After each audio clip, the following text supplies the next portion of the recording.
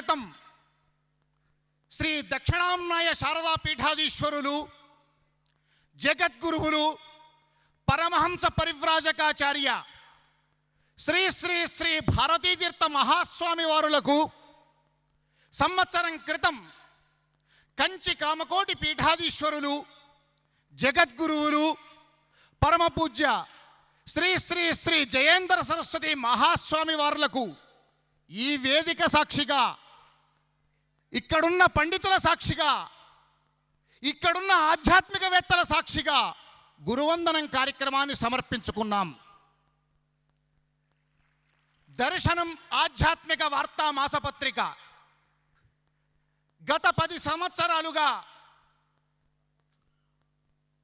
ఇంతింతై వటుడింతై అంటూ కేవలం ధార్మిక విలువల కోసం, మానవీయ విలువల కోసం, సనాతన ధర్మ పరిరక్షణ కోసం తన వంతు కృషిగా మీ అందరి జగద్గురువుల ఆశీర్వానుగ్రహంతో, మీ అందరి ప్రోత్సాహంతో, మీ అందరి ఆశీస్సులతో 10 సంవత్సరాలుగా ఇలాంటి మహా కార్యక్రమాలు నిర్వహించుకోవడానికి ఎంతో ఉత్సాహంగా, ఎంతో భక్తిపూర్వకంగా కార్యక్రమాలు నిర్వహించుకుంటోంది. శ్రీ శ్రీ శ్రీ భారతీతీర్థ మహాస్వామి వారు, శ్రీ శ్రీ శ్రీ జయేంద్ర సరస్వతి జగద్గురువులకు సమానంగా కాషాయాంబరము లేకున్నా ఒక యోగిగా, ఒక తపస్విగా, ఒక మహానుభావుడిగా, ఒక తత్వవేత్తగా, ఒక మంత్రవేత్తగా, ఒక మహానుభావుడిగా, ఒక నిజమైన దేశభక్తుడిగా విరాజిల్లుతున్నటువంటి శ్రీ శైవ మహాపీఠాధీశ్వరులు, జగద్గురువులు, మనందరికీ కూడా అభిమాన పాత్రులు, 60 ఏళ్లుగా ధర్మం కోసం, ప్రతి ఒక్కరిలో దేశభక్తి కోసం, మానవతా విలువల కోసం అహరహం కృషి చేస్తున్న ఈ యోగి, ఈ తపస్వి శ్రీ శ్రీ శ్రీ సద్గురు శివానందమూర్తి గారికి గురువందనం చేసుకునే మహాభాగ్యం దర్శనానికి కలవడం నా పూర్వజన్మ సుకృతంగా భావిస్తున్నాను. ఇటీవలే సప్తతి మహోత్సవాలను పూర్తి చేసుకున్న మా అమ్మా నాన్నలు మరుమాముల రాజమౌళి శర్మ, మరుమాముల అన్నపూర్ణల ఆశీర్వాదంతో, ఇక్కడున్న పెద్దల ఆధ్యాత్మికవేత్తల అనుగ్రహంతో దర్శనం సనాతన ధర్మాన్ని ప్రోత్సహించే, సనాతన ధర్మాన్ని పరిరక్షించే, మహానుభావులను సత్కరించే, ఆధ్యాత్మికవేత్తలను గౌరవించే, జగద్గురువులను గౌరవించే ఇలాంటి కార్యక్రమాలు నిర్వహించుకునే ధైర్యం నాకు కలిగింది. నిజంగా 60-70 ఏళ్లుగా గురువుగారు ఎక్కడ ఎలాంటి బహిరంగ సత్కారాలకు ఏనాడు అంగీకరించలేదు. గురువుగారు ఏనాడు కూడా ప్రచార పటోటాపాలకు దూరం. కేవలం తన వంతుగా తెర వెనుక ధార్మిక, దేశభక్తి, సనాతన ధర్మ పరిరక్షణ కార్యక్రమాలకే ఒక సైన్యాన్ని తయారు చేసి ఎందరో ఉన్నతాధికారులు, ఎందరో న్యాయమూర్తులు, ఎందరో ఆధ్యాత్మికవేత్తలు, ఎందరెందరో ఆస్తిక మహాశయులు, వీరందరినీ ఒక కుటుంబంగా భావించి, వీరందరి సహకారంతో వీరందరినీ ఒక వేదిక మీదకు తీసుకువచ్చి గురువరేణ్యులు ఎన్నో ధార్మిక కార్యక్రమాలను ధర్మం కోసం చేస్తున్నారు.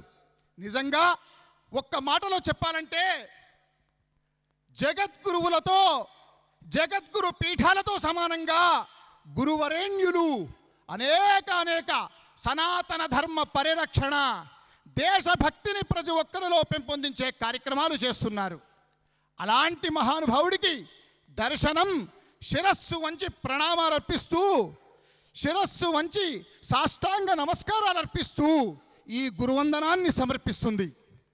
పరమపూజ్య మల్లాది చంద్రశేఖర శాస్త్రి గారు, పుల్లెల శ్రీరామచంద్రుడు గారు, సామవేదం షణ్ముఖ శర్మ గారు, శ్రీ విఎస్ఆర్ మూర్తి గారు, మా గురువుగారు శ్రీ ఎంవిఆర్ శాస్త్రి గారు, ఇంకా ఎందరో పెద్దలు, ఎందరో మహానుభావులు, కొన్ని కోట్ల మందిని కదిలించే మహానుభావుల అందరి సమక్షంలో, అంతేకాకుండా కోట్లాది మందికి ఈ కార్యక్రమాన్ని చూపించడానికి పరోక్షంగా నాకు ఈ వేదిక వద్ద జ్యోతి ప్రకాశం చేయవలసినటువంటి శ్రీ తుమ్మల నరేంద్ర చౌదరి గారు, భక్తి ఛానల్ అధినేత, ఎన్టీవీ రచనా గ్రూప్ అధినేత, వారికి కూడా అదేవిధంగా ఎన్నో ఛానళ్ళకి కార్యక్రమాలు అందించడానికి కృషి చేస్తున్నటువంటి ధాత్రి మధు గారికి, ఇంకా అనేక గత 10 సంవత్సరాలుగా సనాతన ధర్మాన్ని పరివ్యాప్తం చేయడానికి కృషి చేస్తున్న అనేక మాధ్యమాలు, ముఖ్యంగా నమస్తే తెలంగాణ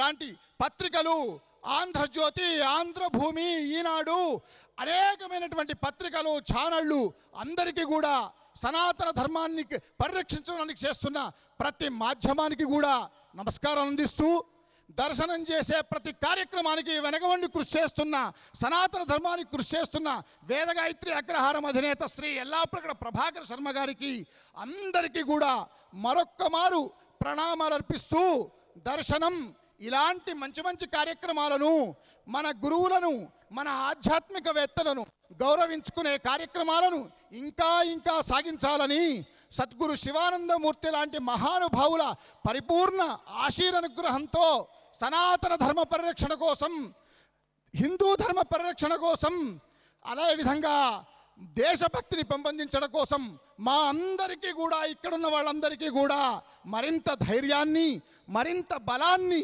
అందించాలని మరొక్క మారు నమస్కరిస్తూ ఈ కార్యక్రమానికి చేసిన మీ అందరికీ కూడా ప్రణామాలు తెలియజేస్తూ ముగిస్తున్నాను. నమస్కారం. ధన్యవాదాలు. దర్శనం శర్మ గారికి మార్గదర్శనం చేస్తున్న సీనియర్ ఎడిటర్, ప్రముఖ పాత్రికేయులు ఎంవీఆర్ శాస్త్రి గారి స్వాగత ప్రసంగం.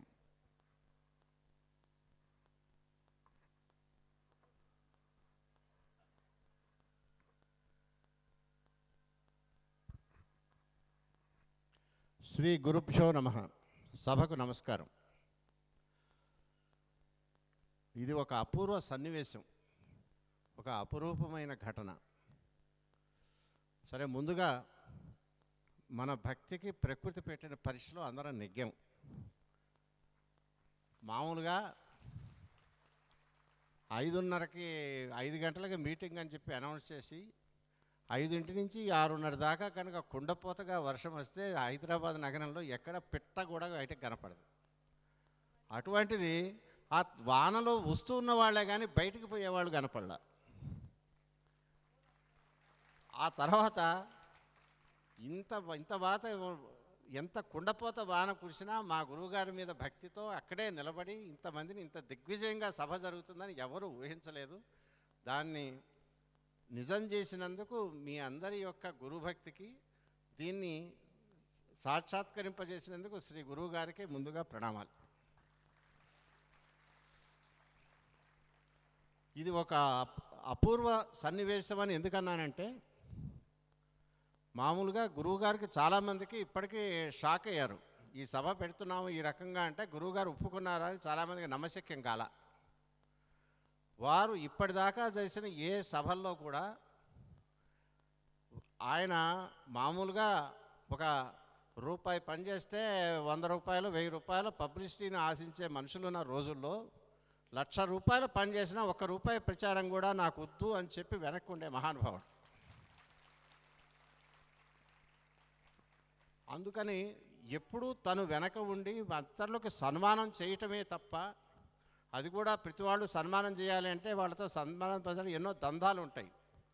అసలు వారు ఎవరో తనకు తెలియకపోయినా, ఆ సన్మాన గ్రహీతలకు కూడా వీరెవరో తెలియకపోయినా, కవులు, పండితులు, శాస్త్ర అనేక రంగాల్లో ఉన్న నిష్ణాతుల్ని, దేశమంతటా ఉన్న ఆణిముత్యాలు లాంటి వాళ్ళని వెతికి పట్టుకుని వాళ్ళందరికీ చాలా సవినీయంగా మీకు ఇచ్చేది 1,00,000 రూపాయల పైచలకు ధనం ఇచ్చుకుంటూ కూడా చాలా సవినయంగా మీకు సన్మానం చేసే అవకాశం మాకు ఇవ్వండి అని సవినయంగా అడిగిస్తారు వారి ఆ సనాతన ధర్మ చారిటబుల్ ట్రస్ట్తో. అంతగా కళల్ని, శాస్త్రాలని, విజ్ఞానవంతుల్ని అన్నిటినీ ఆదరించేటువంటి మహానుభావుడు తనకు సన్మానం జరుగుతుంది అని అంటే ఎప్పుడు ఇంతవరకు నాకు తెలిసినంతలో ఎప్పుడు ఒప్పుకోలేదు. వారు ఏ సభలో కూడా, పబ్లిక్ మీటింగుల్లో, ఆంతరంగికమైన సమావేశాల్లో, ఏ గురుధామంలోనో ఇంకో దానిలోనో మాట్లాడటమే కానీ జనరల్ పబ్లిక్ని ఇన్వైట్ చేసేటువంటి సభల్లో ముందే చెప్తారు, 4 నిమిషాలు ఆయనే ఇచ్చుకుంటారు. ఆ 4 నిమిషాలకు మించి ఇంకా మాట్లాడమన్నా మాట్లాడరు. అటువంటిది మేము అడగగానే వారు దయతో అంగీకరించినందుకు మేము ధన్యులం, వారికి కృతజ్ఞులం. సరే, ఈ సభ ఎందుకు పెట్టామంటే మామూలుగా ఏదో అందరూ సన్మానం గురువుగారికే జరగలేదు కదా, ఆ లోటు ఎందుకు తీరుద్దామని చేయటం కాదు. ముఖ్యంగా ఆలోచన నాదే కనుక నేను ఎందుకు అనుకున్నాను అన్న సంగతి మీకు చెప్తాను. మామూలుగా ఆధ్యాత్మికము గురువులు సద్గురువులు ఎంతోమంది ఉన్నప్పటికీ కూడా నేను ఒక పత్రికా సంపాదకుడిగా 40 ఏళ్ళుగా ఈ రంగంలో ఉన్నవాడిగా, 20 ఏళ్ళు పత్రికా సంపాదకుడిగా ఉంటూ చరిత్రను కాస్తో కూస్తో అధ్యయనం చేసిన వాడిగా మనకు తెలిసినటువంటి 5-6 వేల ఏళ్ల చరిత్రలో ఇటువంటి ఆధ్యాత్మిక శక్తి సంపన్నుడు, మహాపురుషుడు, మహాయోగి భారతదేశ చరిత్రలో ఇంతవరకు లేదు.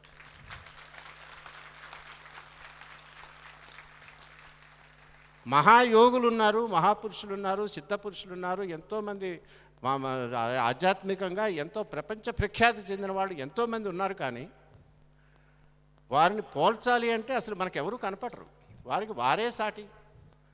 అంతటి వంటి అంటే ఆయన యొక్క ఆధ్యాత్మిక శక్తితో ఇంకోటో మనం కనుక ఆలోచించాలి అని అనుకుంటే ఆ పారము మన అజ్ఞానం బయటపడుతుందే తప్ప ఆ జ్ఞానాన్ని మాత్రం మనం అందుకోలేం. అంతటి శక్తి ఉన్నప్పటికీ కూడా అది తనలోనే ఉంచుకొని పైకి కనపడకుండా ఏదన్నా అత్యవసరమైనప్పుడు ఏదన్నా ఒక రకమైనటువంటి ఒక మహిమో ఇంకోటో చూపాల్సి వచ్చినా అది మహిమ అని అవతల వాడికి తెలియకుండా జాగ్రత్త పడుతూ చాలా లోకీలో ఉండి ఎంత డిసిప్టివ్లీ సింపుల్ అంటే వారిని పట్టుకోవడం బ్రహ్మతరం కాదు. అటువంటి మహానుభావులు ఇంత శక్తి ఉన్నప్పటికీ కూడా దేశము ధర్మము అందరికీ ప్రేమించడము, ముందు దేశభక్తి నేర్పాలి, మంచి పౌరుడిగా ఎలా ఉండాలి అని ఒక సిటిజన్షిప్, మంచి పౌరుడికి ఎలా కావాలి, దేశాన్ని ఎలా ప్రేమించాలి, దేశభక్తి మనుషులకు కావాలి, దీన్ని ఎలా చేయాలి, భారతీయ ధర్మాన్ని ఎలా నిలబెట్టాలనేది అహరహము ఆలోచిస్తూ వివేకానందులు చెప్పినట్టు మ్యాన్ మేకింగ్ మిషన్ అని చెప్పారే, ఆ రకంగా మ్యాన్ మేకింగ్ని వారు ఒక యజ్ఞంగా తలపెట్టి ఇప్పటికీ కొన్ని మనకు తెలిసినందుకు ఎంతమందికి తెలియదు కానీ కొన్ని వేల మందికి 1-to-1 ఇంటరాక్షన్లో ఎన్నో రంగాల్లో ఎంతోమందిని తనకు కావలసిన సైన్యాన్ని వారు తయారు చేసుకున్నారు. అంతగా చేస్తూ కూడా నిగర్వంగా ఉంటూ 86 ఏళ్ల వయసులో ఆయన ఆరోగ్య స్థితి సహకరించకపోయినా ఇప్పటికీ రోజుకు 17 గంటలో 18 గంటలో పనిచేస్తూ నిర్విరామంగా దేశం కోసం ధర్మం కోసం తపన చెందుతూ పాటుపడుతున్న మహానుభావుడికి ఆయనకు మనం ఏమి ఇవ్వలేము. ఆయనే అందరికీ అన్నీ ఇచ్చేది ఒక మహారాజు, రాజాధిరాజు. అట్లాంటి ఆయనకు మనం ఏం చేస్తాం? అందుకని కనీసం సమాజము ఒక 6 దశాబ్దాలుగా నిర్విరామంగా దేశం కోసం పరిశ్రమిస్తూ దేశానికి ఏదైనా ఆపద వస్తున్నది అనుకుంటే ముందే చూసి ఎవ్వరికి మూడో కంటికి తెలియకుండా తనే వెళ్ళి యజ్ఞాలు చేసో ఇంకోటి చేసో ఏదో చేసి ఎన్నో ఆపదలు ఎవ్వరికీ తెలియకుండా నివారిస్తూ దేశాన్ని తన ఉనికి ద్వారానే రక్షిస్తూ సమాజానికి మార్గదర్శనం చేస్తున్న మహానుభావుడికి అయ్యా మేము రుణపడి ఉన్నాం, మీకు ధన్యవాదాలు, మీరు చేసిన దానికి మేము కృతజ్ఞతలు అని చెప్పుకోవటం మన ధర్మం కదా. అందుకని ఒక్కసారి వారికి వారందరూ సమాజం తరఫున భక్తుల తరఫున కృతజ్ఞత తెలుపుకోవటం కోసం ఏర్పరిచిన సభ. సరే, ఒట్టి సభ దాని ఒకటే కాదు, ఎందుకంటే మనం ఎంత చేసినా అది అంత పెద్ద విలువైనది కాదు. దానికోసం వారి టైంను కూడా వేస్ట్ చేయవలసిన పని లేదు.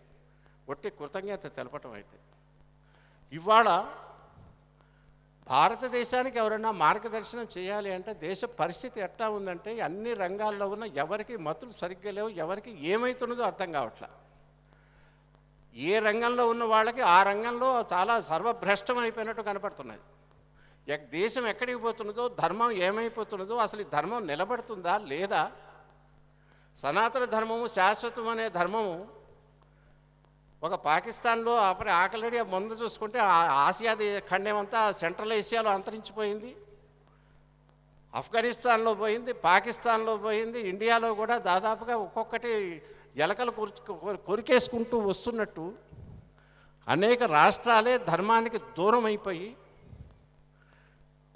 మతాంతరీకరణలు ఒక పథకం ప్రకారం జరుగుతూ హిందూ ధర్మం మీద రకరకాల దాడులు జరుగుతూ ఆ మతపరమైన దాడులు ప్రతి ఇంట్లోకి జొరబడి ఇంట్లోనే అన్యమతాలు జొరబడినటువంటి స్థితిలో అసలు ఈ ధర్మము ఈ ధర్మాన్ని ఆచరించే వాళ్ళు ఏమి చేయాలి, వారు ఏమైనా చేయకపోతే అసలు నిలబడుతుందా, ఇంకా కొన్నాళ్ళు అయితే ఈ భవిష్యత్ ఏమిటి అని ఆలోచిస్తున్నప్పుడు ఆ రకమైన ఆందోళన ధర్మవేత్తలకి ధర్మజ్ఞులు అందరికీ కలుగుతున్న సమయంలో మనకు మార్గదర్శనం చేయగలిగిన వాళ్ళు, ఈ ఆందోళనను నివృత్తి చేయగలిగిన వాళ్ళు, ఏం చేయాలో చెప్పగలిగిన వారు దేశం మొత్తం మీద సద్గురు శివానందమూర్తి గారు ఒక్కరే.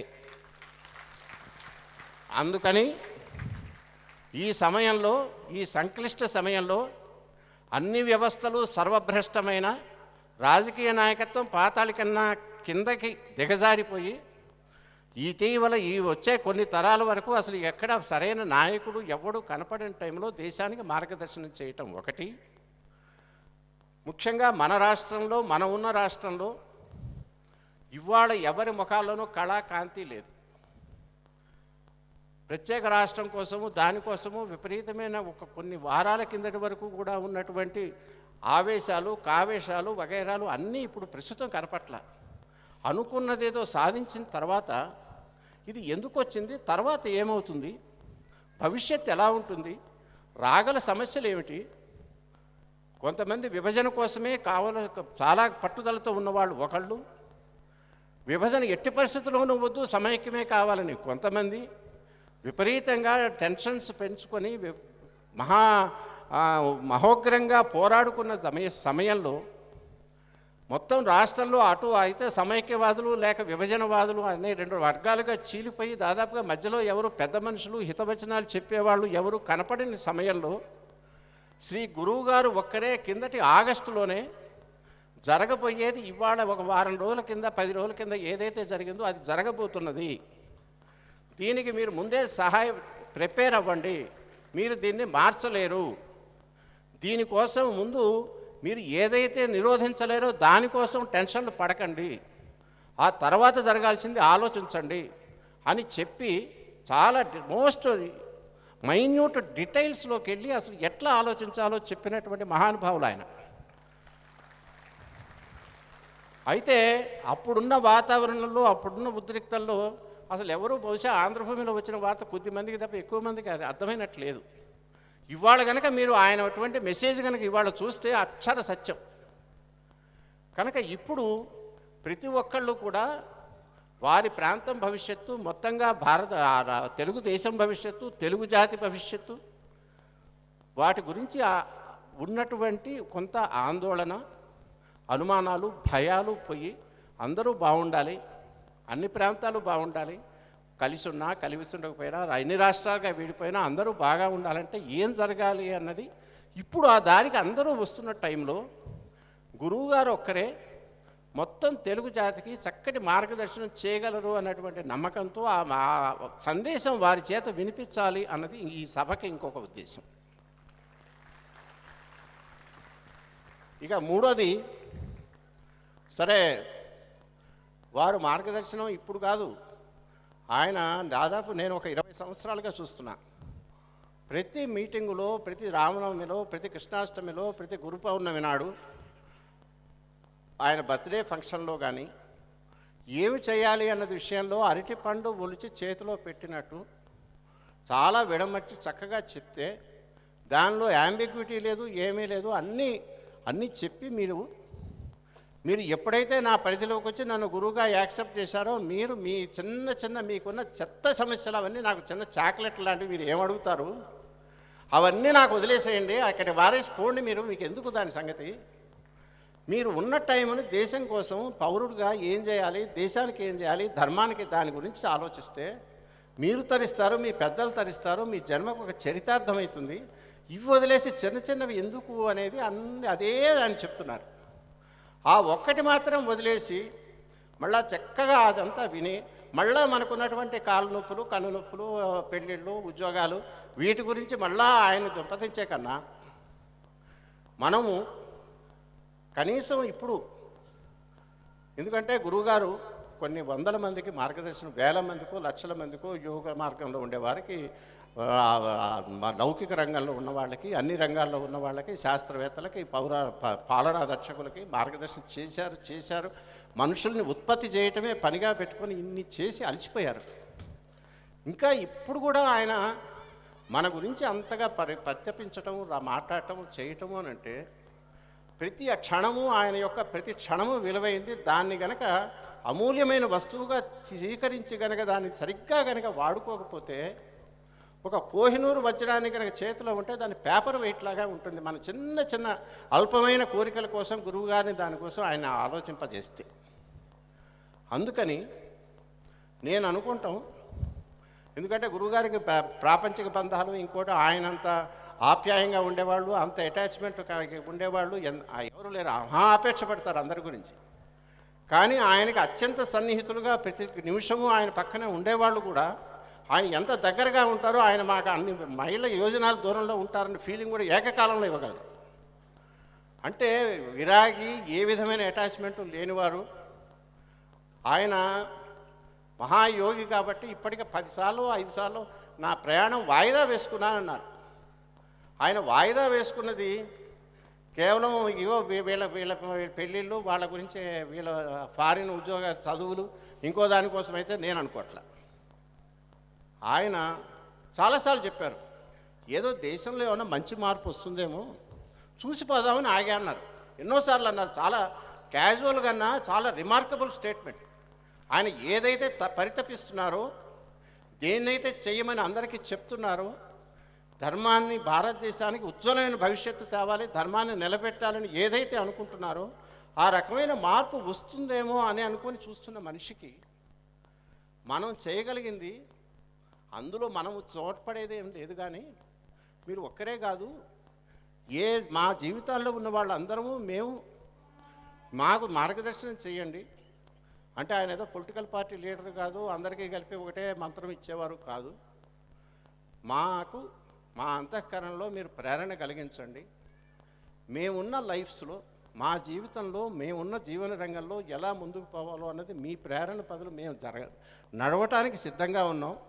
ధర్మస్థాపన కోసము, దేశానికి ఎంతో కొంత సేవ చేయటం కోసము మేము చేయగలిగింది మేము చేస్తాము. మేమందరం సైనికుల్లాగా పనిచేస్తాము. మీరు ఏదైతే చెప్తున్నారో దాన్ని నిజం చేయడానికి ఎవరికి వాళ్ళం మేము మా పరిధిలో మేము చేస్తాము.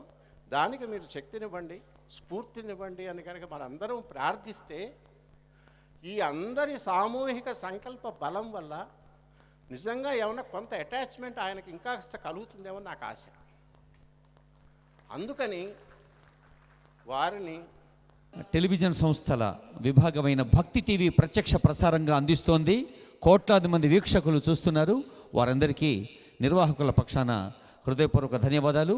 కోటి దీపోత్సవం లాంటివి నిర్వహించిన భక్తి టీవీలో ఇప్పుడు లైవ్ టెలికాస్ట్ వస్తుందని శర్మ గారు చెప్పారు. గురువందన కార్యక్రమంలో తులసీమాలతో గురు పూజ చేస్తారు ముఖ్య అతిథి జస్టిస్ నరసింహారెడ్డి గారు. జస్టిస్ నరసింహారెడ్డి గారు కార్యక్రమం ముఖ్య అతిథి. తులసీమాలను గురువు గారి గళాన్ని అలంకరించి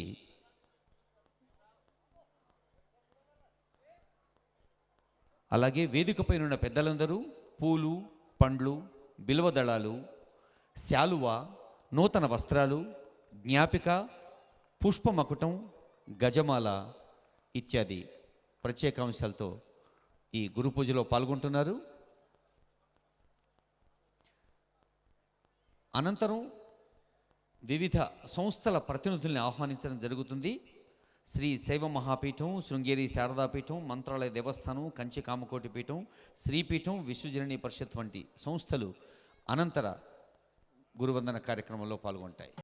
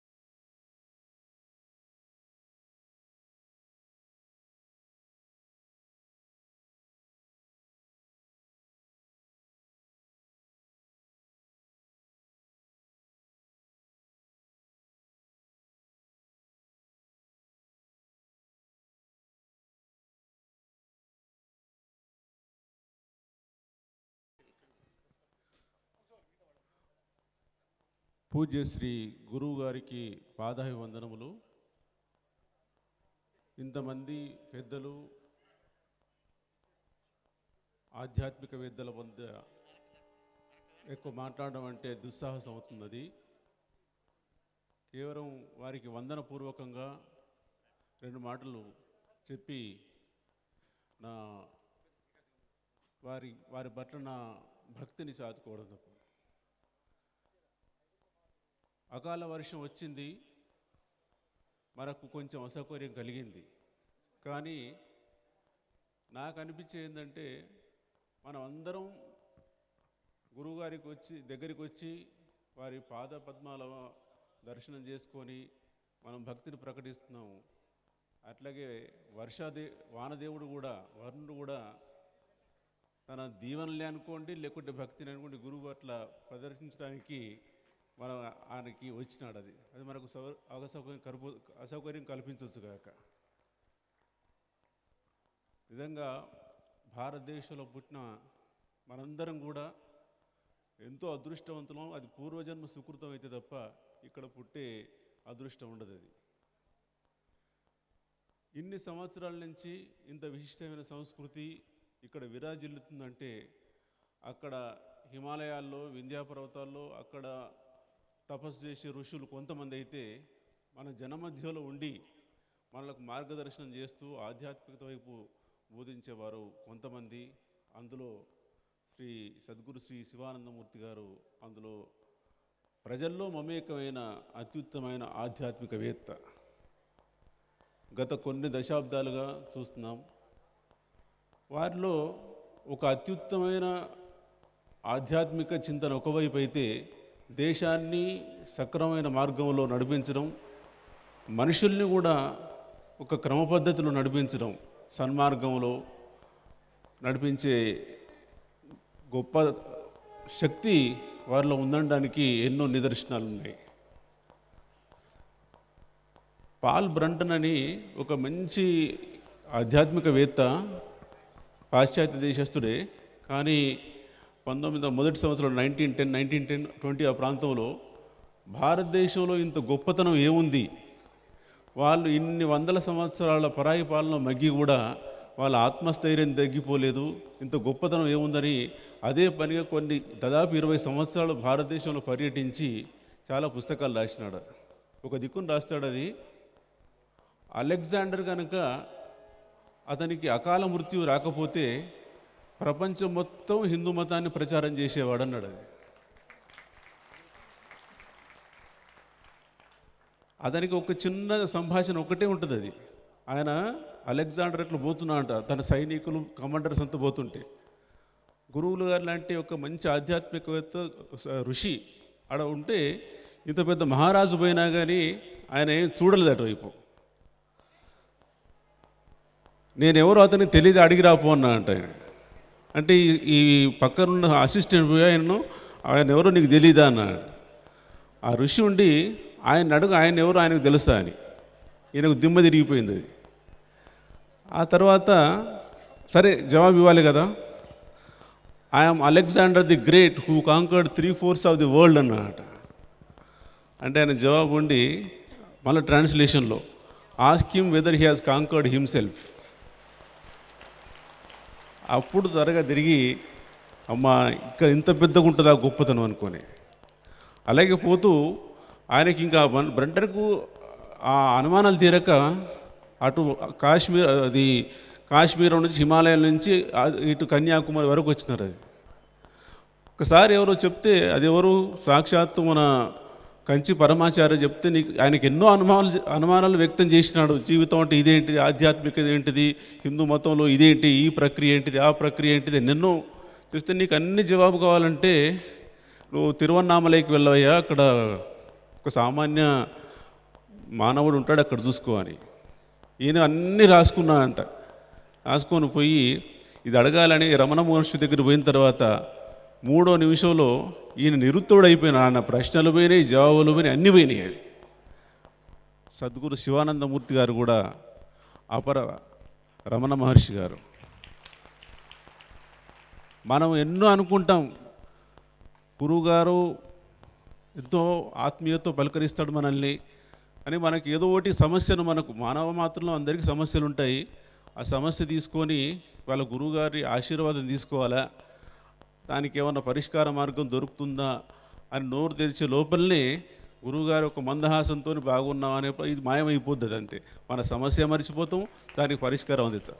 అట్లాంటి గురువుగారికి మనం పాదాభివందనం చేసుకున్నాం. అది మన పూర్వజన్మ సుకృతం.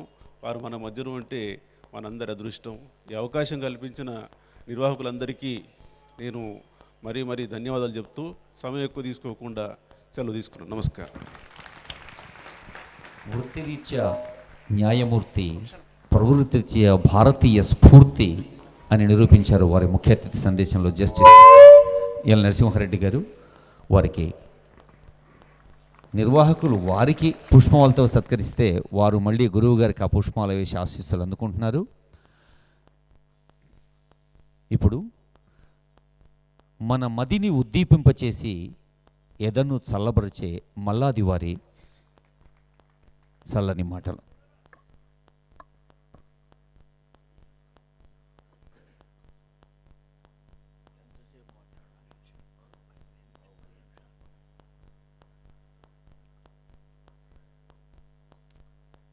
సదాశివ సమారంభాం శంకరాచార్య మధ్యమాం అస్మదాచార్య పర్యంతాం వందే గురు పరంపరాం. సభాయే నమః. వేదికను అలంకరించినటువంటి పెద్దలందరికీ, సభాసదులైనటువంటి రసికులైన ధార్మికులైన గురుభక్తిపరాయణులైన మీ అందరికీ వందనాలు చేస్తూ 4 మాటలు నాకు తోచిన మాటలు చెబుతున్నాను. ఈరోజు నిజంగా మనకు సార్థకమైన రోజు. ప్రపంచంలో గురువు కంటే గొప్ప వస్తువు లేదు. న గురోరధికం న గురోరధికం శివశాసనత మమ శాసనత. పార్వతీదేవికి పరమశివుడు చెబుతారు స్కాంద పురాణం. గురువు కంటే అధికమైన వస్తువు లేదు. గురువు అంటే ఏమిటి? ఇవాళ రేపు చాలామంది ఏం గురువు బాగున్నావా, ఏం గురువు అన్నం తిన్నావా, గురూజీ, మహాగురువులు, గురుతుల్యులు, గురుస్వరూపులు బిరుదుల కింద వచ్చేసిన ఈ మాటలు. ఇవి బిరుదులు కావు. జ్ఞానప్రదాత అయిన భగవంతుడే గురు రూపం. పరమాత్మకు గురువుకు ఏ భేదం లేదని ఎవరు అనుకుంటారో వారే తెలుసుకోదగింది తెలుసుకున్నవారు. యస్య దేవే పరాభక్తి యథా దేవే తథా గురౌ తస్య ఇతే